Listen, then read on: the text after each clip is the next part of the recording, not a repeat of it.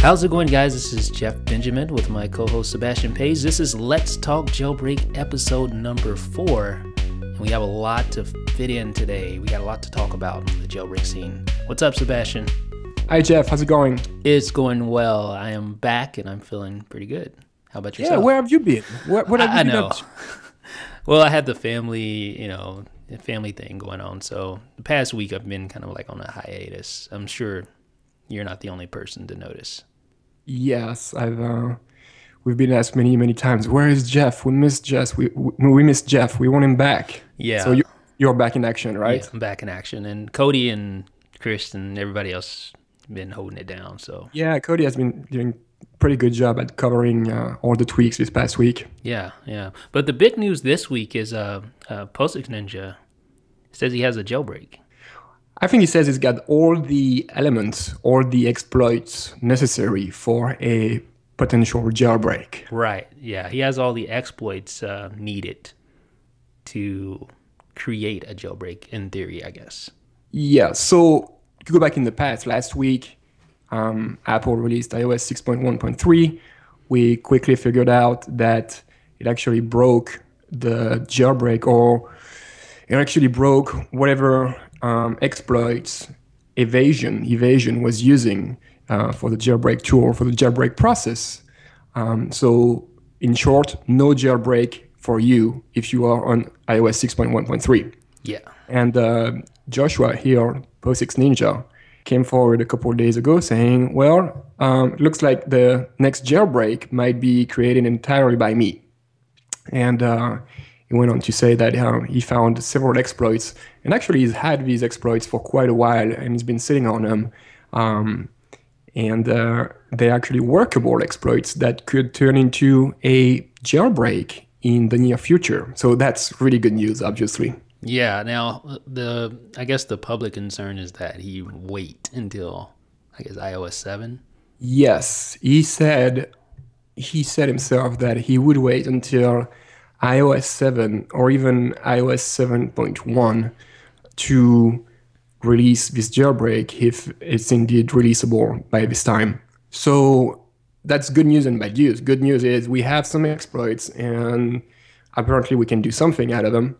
The bad news is if you are on 6.1.3 right now, and if Apple releases 6.2 or 6.1.4, there's not going to be a jailbreak for these firmware updates. Right, and iOS 7 is, of course, a whole new, new release. Whole new beast. So that means a new hardware, too.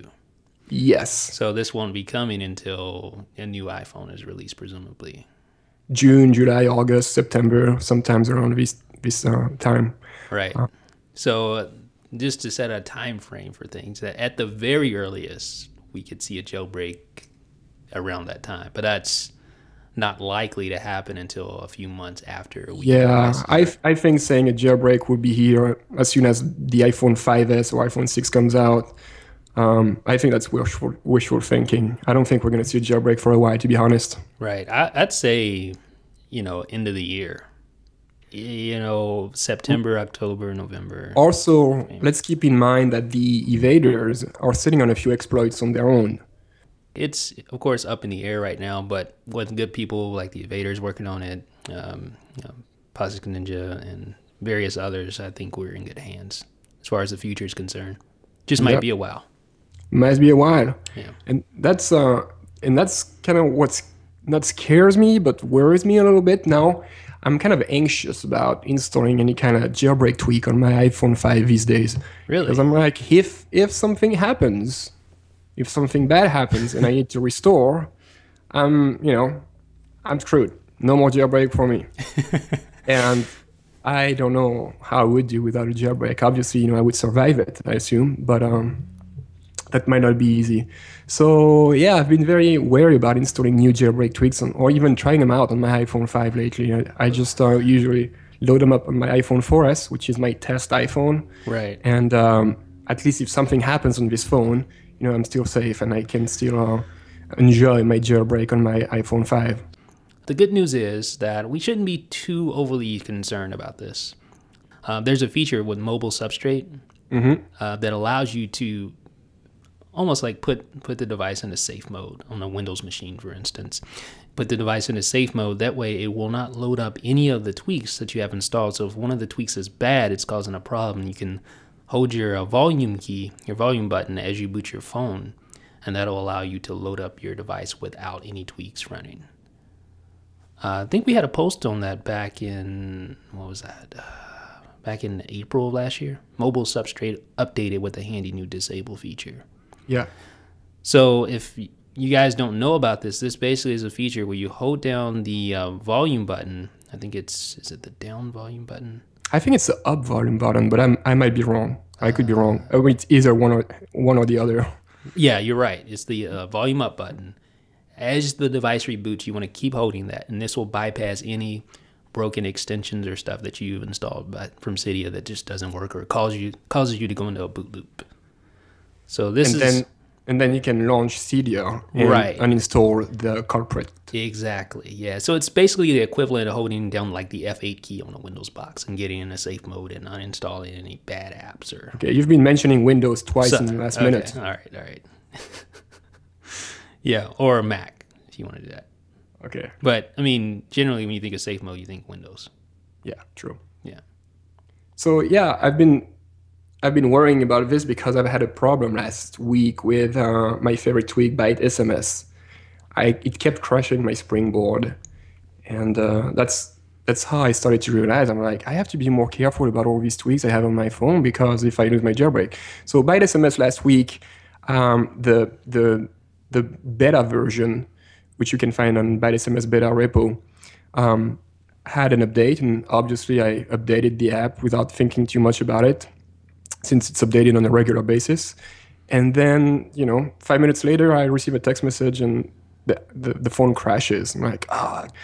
And turns out the dev pushed an update which had some, corrupted code in there, which caused your iPhone to crash randomly when you will receive any kind of notification on your phone. So I got like 20 crashes in a day or something. And finally, I went to the biteSMS forum and saw the post from the developer saying, do not install the latest version. It is corrupted. It has something bad. It's going to crash your iPhone. Do not do it. So I uninstalled biteSMS. I'm waiting for the new version to be pushed, and supposedly it's going to be tomorrow. And I was like, I need something to replace biteSMS. So, you don't have many options when it's come to messaging tweaks on iOS. So I went back to iRealSMS. Do you remember this tweak, Jeff? I remember it by name only. I've never used it. Yeah. It's like the off-brand, like, when you buy what was that, Captain Crunch or Crunch Berries or Fruit Loops, the off-brand versions, you can get those. They taste pretty much just as good, but they're just not as appealing. Yeah. I'm trying to think how I can describe iRealSMS without sounding too much like like a mean person. It's doing its job, I use it mostly for quick compose and quick reply. So, I just push the volume button up and tap the window and I can compose an SMS. Or if I receive an SMS, I can just hit reply and start typing the reply. But the UI is just terrible. It reminds me of iPhone OS 1.1 or something. It is pretty bad. So if I had one advice to give to the dev of iRealSMS, which I think was updated not too long ago. Yeah, it was updated for 6.0. Yeah. I said completely rework the user interface. Like the little pop-ups when you quick compose or quick reply are just hideous. They need... because like the functionality. Tell us how you really feel, Sebastien. I'm sorry, what? Tell us how you really feel. Well, and I'm sure some people are going to be like, "Oh, you're so mean to the dev. He's doing a great job," and blah blah blah. I agree with that. Great respect for the developer of iRealSMS. But if I could give him an advice, is rework the user interface. Like give a nice skin. Just give it a nice skin. Does it have options to use? Because I've literally never installed this. I don't know why. Which one came out first? Was it Byte or iReal? I don't know. Because I they don't both know. seem to hit around the same time, but Yeah. biteSMS is just far and away. It seems more, I don't know how to call it, maybe professional, or it just seems more mainstream than Well, iReal seems. you said professional. I don't know if it's the right term, but it sure comes across as it's more professional. You know, they have this website and they have this forum for beta Right. users, and they push beta updates every at least once a week. Seems like every And day. yeah, I mean, very, very often. And you know, like there's this active forum where if you have a problem, you can go in there and say, hey, this is what's happening. This is the crash logs. And at least from my experience, the dev, I think his name is Martin, is in Australia, I believe, was very nice and very helpful in resolving my issue. So now I don't know if he was taking good care of us because, you know, he knows that we have a website and we can say good things about him and stuff. But he did a great job at following up on a few issues they had, and you can certainly tell that by looking at the forums over there. Yeah, and just the amount of options and like you said, the user interface on Byte is Oh my God, it's far and beautiful. away. I Yeah. love the quick compose window. It's just gorgeous. Yeah. I wonder how many users they have. That's something I would be interested in knowing. I wonder how many paid users they have too, Yeah. because you don't have to pay for that. I mean, you can use the free version, Right. which I used for a long, long time. You know, I didn't pay for it because I didn't have the need to pay for it. There was just an ad at the bottom of the messenger, you know, message app. Right. And I would rarely go into the message app. So I would rarely see the ad. And when I did, you know, I was like, that's just fine. It doesn't bother me. But after a while, I was like, I've been using this for way too long. I need to pay this guy. It's like WinZip, man. Or you remember MIRC or was it Merc or I don't know. It's going way back, but yeah, geeks will know exactly what I'm talking about. Real hardcore geeks. Like these are like apps on Windows that no one ever paid for. Anyway, I don't know why I keep getting drawn to Windows today. Oh, I just got a text message from my wife saying someone broke into our car while she was at yoga class. That's great. Really? Yeah, she says glass everywhere, talking to the cops. They try to take the car seat. Nothing else. Glasses everywhere. Oh, that's awesome. That's going to cost me another $500. Oh, Okay. And now we shall return to our podcast. do you need it? Can you continue? What's that? Do you need a caller? No, I'll call her when it's done. Okay. All right. They try to take a car seat. Yeah, I guess. Okay. Yeah, well, car seats are pretty expensive, I Oh, guess. yeah. Yeah, I mean, you can spend like $200-300 for a car seat, and there is nothing as valuable in my car, really. All right. Well, let's talk about this week's tweaks. I obviously have been out of the loop a little bit the past week, but I'm sure that both of us combined can give a good wrap up of what's Yeah. been released. So the first one up to bat was it Music HUD? Yes, it is. What's that one about? This one has lets you add artwork cover for the music for your iPod. I'm so out of it. I'm sorry. My head is somewhere else right now. Well, that's pretty understandable considering someone just smashed your window. So this one adds a iPod out cover to the volume HUD. So when you use the volume button up and down, you know, like you've got this little HUD showing you the speaker and the volume going up and down. Right. You can add the artwork cover of whatever you're listening to, and you can also add information such as the title of the song, the name of the band, the artists, and I think that's about it. And I have the ghetto dogs next door barking. Yeah, if you hear that, just ignore it. It's ridiculous. Anyway, but yeah, I've seen this tweak before. I don't know this developer. I need to look this tweak up.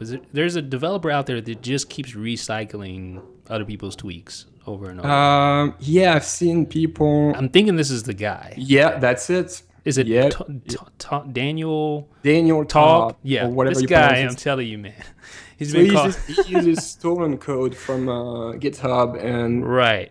and repackages it basically. That's what I've heard. I mean, I can't confirm that that's the case here, but that wouldn't surprise me.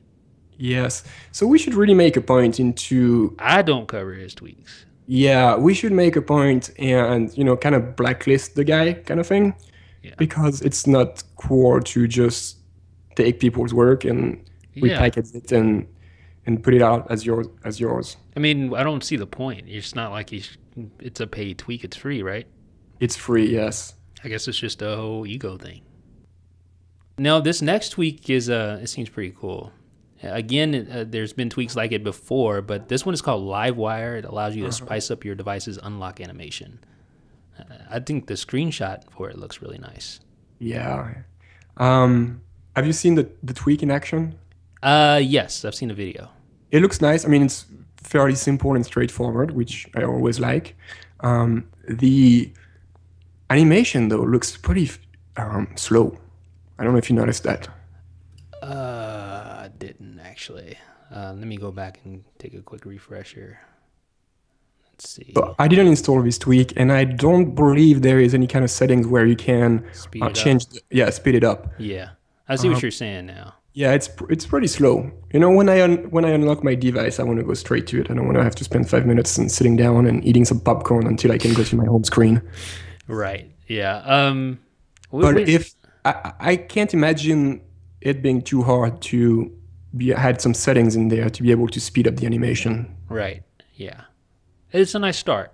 Maybe yeah, he'll it is update absolutely. And again, it's a free tweak, so you can't really go wrong, you know, with that. Right. Yeah. So check it out. It's called Livewire. It's in Cydia right now. Next one is Badge Customizer. You can change the color of your icon badges. Now, I don't think we've seen anything like this before. I could be wrong. I think this one is the first. Well, Cody says like there's a tweak called App Tag, which allows you to do this already. Really? Okay. Huh. Yeah, and as I am trying to look more for App Tag, my computer is kind of lagging, of course. You know what? I think no, that wasn't me that covered that. No. Oh, App Tag. I remember this now. Oh, you can change the words inside the little bubble thing. So basically, you can change the wording on the badge. Like, for instance, a badge says 1 or 11. You can actually change it to have letters in that badge.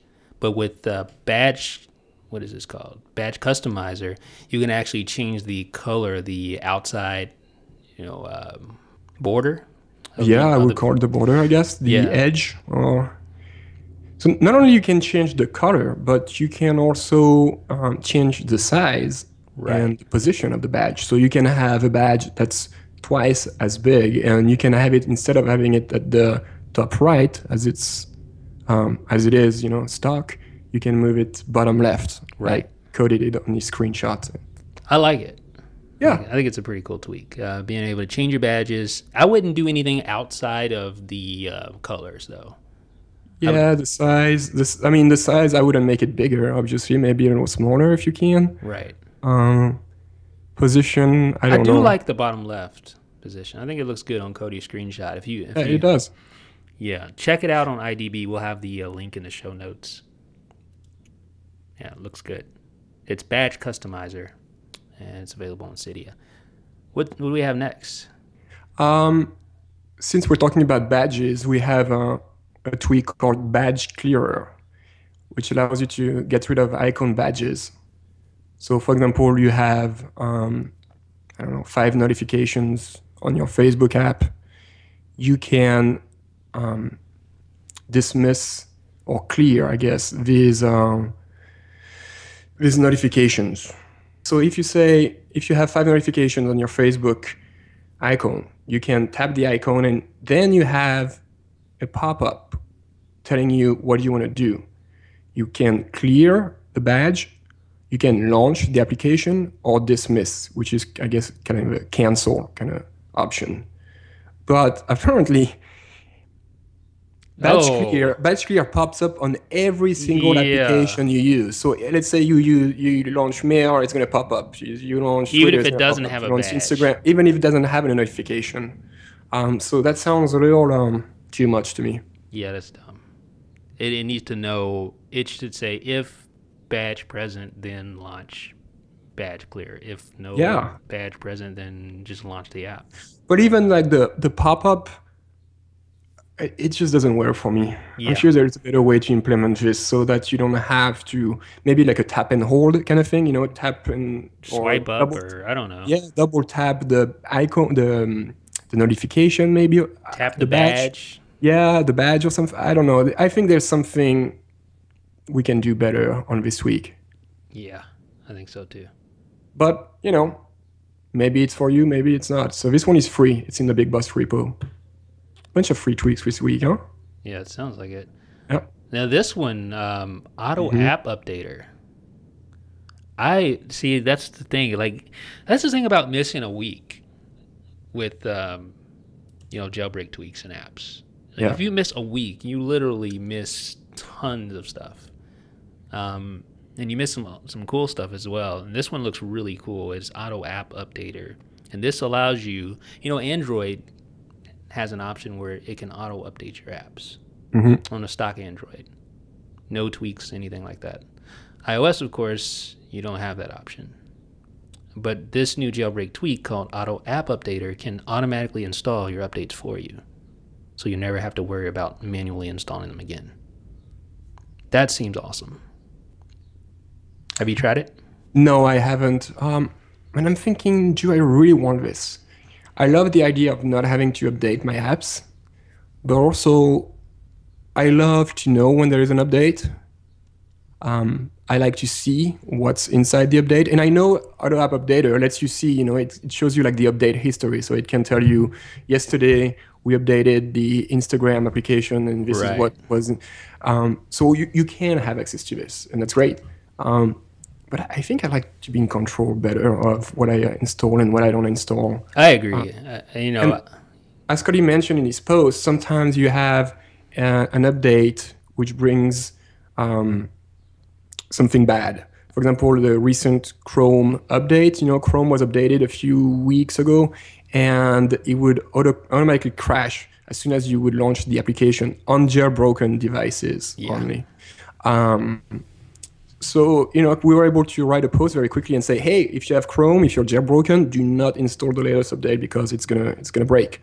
So this is what's great. Now, if you have this tweak enabled, and if it checks for updates every hour, every 2 hours, or whatever, you're gonna install the app without even you knowing you're installing it, the update, and then you're out of luck. Yeah. So I guess it's always the same with jailbreaking, like you're kind of taking a risk. Well, the thing with this is that if you're using this, then you're jailbroken. And if you're jailbroken, then chances are you don't want, apps automatically updating. If you're jailbroken, generally you're the type of person that wants more control over your device. I could see a non-jailbroken user loving this. And I like the idea of it, but as you stated, you lose the amount of control, and the Chrome fiasco was a perfect example of that. Yeah. So weigh the pluses and minuses of it. Personally, I wouldn't use it just because of what Sebastien just mentioned, but I see why you would want to, especially if you're someone who just hates going out to the App Store and updating apps. Personally, I love it. I think it's fun. But it's exciting. Yeah. I like seeing what's new. Yeah, right. Is Reader going to support Feedly? Is Reader going to get search? Is Reader going to be able to display YouTube videos? No. All right. Next one is Weather Icon. That's an update, obviously. Yeah, so what does it do? Weather Icon is like a staple jailbreak tweak. It's been out for who knows how long, and it allows you to have basically, it changes your weather app from 73 degrees and sunny always, even if you're in the middle of a hailstorm with 20 inches of snow. It changes it to the actual weather, your current weather. So it'll have like a little image. For instance, if it's cloudy outside, you'll have a little cloud image, and it'll have the actual temperature of your current location right below the image on the weather icon. So it gives you real weather on your app icon. And now the dreaded question. What about battery usage? I cannot answer that. How often are we able to set how often it checks for weather update? No. At least with this version, there's no settings. I know the previous version, I believe, had settings where you could even add the weather to your status bar, but this one is waiting for some updates to some additional components that it needs, that it relies on as a dependency to implement that. But I still don't know if you can actually change when how often it checks. And to be clear here, as I'm looking at the screenshot of your post on IDB, this is not a new application. It just basically changes the stock weather app icon, right? Right. So if you click on this icon, you're taken to the stock app icon, stock weather icon. Right. It just makes the app icon useful. I mean, I don't know why Apple didn't do this. I mean, it seems like just a no-brainer. Same for the clock application. It should always be at the time, you're at. Right. Instead of 10:15. Yep. Yep. This one is free, also in Big Boss repo. Yep. Same developer as LockInfo. Oh, yeah. DB8 technology, I believe it's called. Yeah. And the last update we have is iBuy, which is a jailbreak tweak that allows you to back up and restore a bunch of stuff from your iPhone. You tried iBuy before, Jeff? No? Did I? I don't know. I'm asking you. I don't know. I think I did. There's been so many of these like backup restore utilities I've tried. Package so backup. This one allows you to back up and restore data from Cydia, obviously. Right. App Store, Notes, Mail, Safari, Photos, Calendar, Contacts, Messages, the phone app. And you can send this via FTP to your own server or to Dropbox, which is pretty handy, to say the least. Yep. It's $199 in the ModMyi repo. I've heard great things about it. I've heard great things about it too. I was just going to say, but I don't like backing up and restoring from a backup. I mean, I love backing up just in case something goes wrong. I don't like restoring from a backup because it usually is a source of problem. Bringing back corrupted file or unneeded, unnecessary files, and ultimately probably slowing down your device and making your battery life a little shorter. I don't like it for many of the same reasons. The only reason I use backups or I create backups is for a worst case scenario. Like I absolutely have to have this particular note that was on my phone at that time. And there's only one way to get it back, and that's to use this restore. But other than that, I'll create a backup, just worst case disaster recovery scenario, but I'll just restore from stock every time. Yep. No problem. But for those of you out there who like to back up and feel more safer this way, I think iBuy is probably your best bet at this time to back up and restore data. I think it's the most straightforward. Yep. As far as the UI, I mean, it just looks really clean, cohesive. Yep. This is what you do. You sign in Dropbox, you back up, bam, you're done. Yeah, $199 in ModMyi repo, and I think it wraps it up for a review of this week's tweaks. I actually want to talk about one of my favorite tweaks. Okay, what is it? Can I do that? Of course you can. All right. My favorite tweak is, well, one of them. It's called Expander. Oh, yeah. And I created a post about Expander 2, which is an update to Expander, and it got a lot of flack. I think undue flack. But basically what this tweak allows you to do is it's like a text expander. If you've ever used that on the Mac, then you know what Expander's like. You can type a quick little shortcut, like, for instance, if I want to type out jailbreak tweak, instead of typing out that whole word, I just type JBT, and bam, it expands to the full phrase jailbreak tweak. And what this does, it actually uses your shortcuts that you have set up already in iOS, the stock shortcuts. And it does? Yeah. I didn't know that. The new version does. Oh. So the nice thing about this is that, those work okay, but it's like the autocorrect. When you type in your shortcut. I don't really like the way it's implemented. Yeah. This actually expands it immediately. So it takes the shortcuts from your shortcuts in your keyboard settings on your iPhone, the stock shortcuts, and then just basically expands those immediately.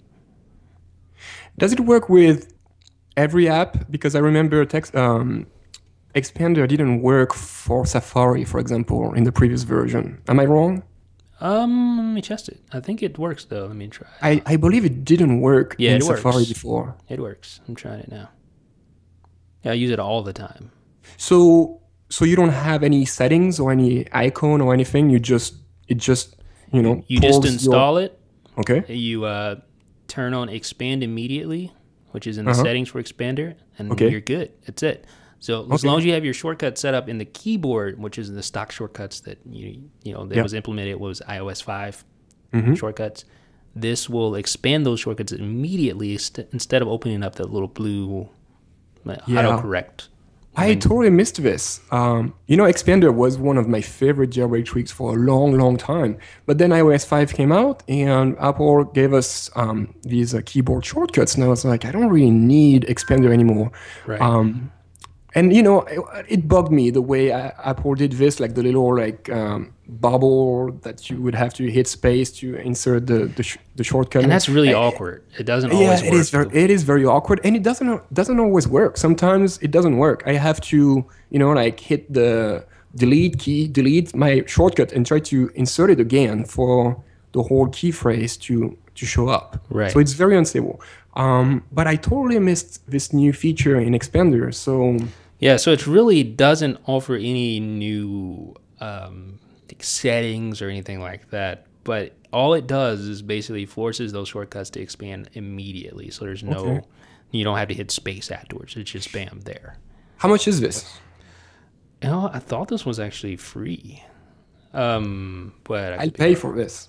Yeah, I would too. I use it constantly, and it actually tells you how many total replacements you have, sort of like Text Expander, and it tells you how many characters you saved typing. Okay. Let me just check here. This is very useful. For example, for typing your email address. Oh yeah. For your name, for your address. I'm a big user of Text Expander as well on the Mac. I mean, I use it every single day, dozens and dozens of times. Yeah, me too. Instead of typing your whole email address or your address, you have your shortcut. So, for example, for my email, the shortcut is EEMAIR. Or for my address, home address, it's AADD or something. See, mine is like, for my email, it's just JJJ. And bam, my email expands. Yeah, I try to keep a standardized shortcut. Right. And usually I double the first letter. So if, for example, if I want to say name, it's going to be NNAME. Right. N name. Same with address, AA address. Yeah. Yeah. Or else I forget about it. There's a few ones that I broke my rule. Like, for example, jailbreak tweaks. It's GB tweaks, I believe it is. J, okay. Sorry. I've been typing it wrong the whole time. G in French is J and J is G, so it's confusing to me. It is, huh? I've been here for almost 10 years and I'm still confused by the J and the G. The more you learn. The more you learn. Expander 2 is $199, by the way. Okay. I have a video on it back, and we'll have it in the show notes, of course, but I think it was posted back in September. Cool. I'm definitely gonna, install this one once we're done. Yeah. So that's my, I guess you could say, sleeper tweak, or one of my favorite tweaks. It was kind of dismissed by some of the comments earlier, but I think it's a definite one you should check out if you do a lot of typing on your phone. Yeah, agreed. I'll definitely check it out. Speaking of checking out tweaks or sleeper tweaks, I gave a try to f.lux that we talked about last week. Right. How'd you like that? Mm-mm. You don't like it? No, not at all. I'm sorry. Yeah. So I set it up the same day that we talked about it. I was like, I'm gonna go with it for a while, and I tried it for, I think, 48 hours or something. And I was like, I can't deal with this yellow screen anymore. And I understand you can tweak this, you can go in the settings and say, this is how. You didn't give yourself enough time, man. No. But, it's like solving a problem that I don't have in the first place. I didn't have a problem with my screen brightness or warmth in the first place. So I'm like, I really don't need this. And well, again, you're not somebody who works in the dark.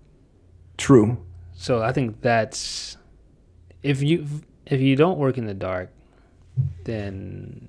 And I use the phone in the dark, like with f.lux on. I I was in the living room, whatever. I mean, it was pretty dark, and I can see how it would be harmful to some people.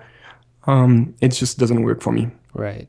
But I just want to Maybe say it's it. one of those I made an things. effort. Yeah, that's appreciated. But maybe it's one of those things where it's just, I don't know. Like, remember those little magic eye things where you would look at the page and see like an image? You remember those? No, I don't know what you're talking about. Anyway, it's something that used to appear in like the Sunday comics, and it was called Magic Eye, and you would look at it a certain way, and you would see like a 3D image. Oh, I see what you say. Okay. Yeah. And not everybody could see those. And I guess maybe it's just some people benefit from it and some don't. I don't know. So you have better vision than I do? No, I have terrible vision, man. I'm the one wearing glasses here. So our last little question, if you buy an iOS device today, will it come with iOS 6.1.3, which is, of course, not jailbreakable? Yeah, that's something someone asked us this past week. And, I thought it was worth mentioning it, and because probably a few people were asking this question, wondering this question. I actually went out to my Apple store a couple of days ago, when it was Friday, I think. And I asked the Genius guy if I buy a device right now, if it's going to come with 6.1.2 or 6.1.3. And he said it depends. He said he has not much control over this. It's all about what they have in stock. So you could end up buying an iPhone 5. From what he said, I believe like the devices that are the least successful sales-wise. For example, the 64 gigabytes white iPhone 5. More people buy the 16 gigabytes. The 64 gigabytes is not a very popular device. Like the 16 gigabytes or the 32 are more popular. Actually, I thought that was debunked, but maybe I'm wrong. I thought we ran a post about that not too long ago, about the 32 actually being more popular than the 16. Well, maybe the 32 is more than 16, but my point is the 64 is the least popular of all of them. Yeah. And so if you go out there and buy a 64 gigs iPhone 5 today, there is a chance that you're going to have 6.1.2 on it. Now, if you go out there and buy, let's say, the 32 gigs, which apparently is the most popular iPhone 5 version, you might be able to, you're probably going to get it with 6.1.3 on it. Yeah. And, I don't know.